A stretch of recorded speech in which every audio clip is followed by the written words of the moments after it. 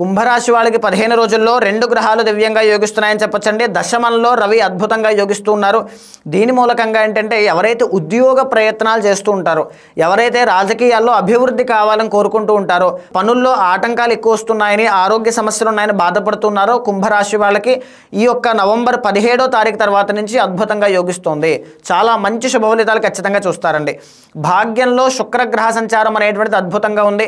దీనివల్ల ఆకస్మిక ధన ప్రాప్తి, ఆకస్మికంగా వస్త్రాలు కొనుక్కోవడం కానీ, ఏదైనా సినీ నాటక కళారంగాలు కానీ, నృత్య గీత వాద్యాది రంగాలు కళారంగంలో, లేకపోతే ఏఐ వర్చువల్ రియాలిటీలో ఉండేటువంటి వాళ్ళకి శుక్రబలం అనేటువంటిది బాగుండడం వల్ల జన ఆదరణ అవకాశములు చాలా బాగుంటాయి.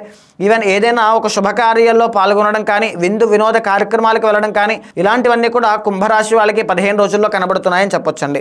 మిగతా గ్రహాలన్నీ కూడా కాస్త ప్రతికూలంగా మిశ్రమ ఫలితాలు ఇస్తున్నాయి. లగ్న రాహు అనేటువంటి ఆయన పనుల్లో ఆటంకాలు ఎక్కువగా తీసుకొస్తుంటారు.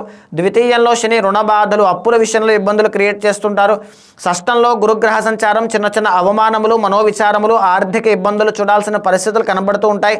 సప్తమంలో కేతుగ్రహ సంచారం వల్ల మెరిటల్ లైఫ్లో కానీ, పార్ట్నర్షిప్ బిజినెస్లో కానీ ఈ యొక్క అప్స్ అండ్ డౌన్స్ అనేటువంటివి ఎక్కువగా చూసే అవకాశం ఉంటుంది.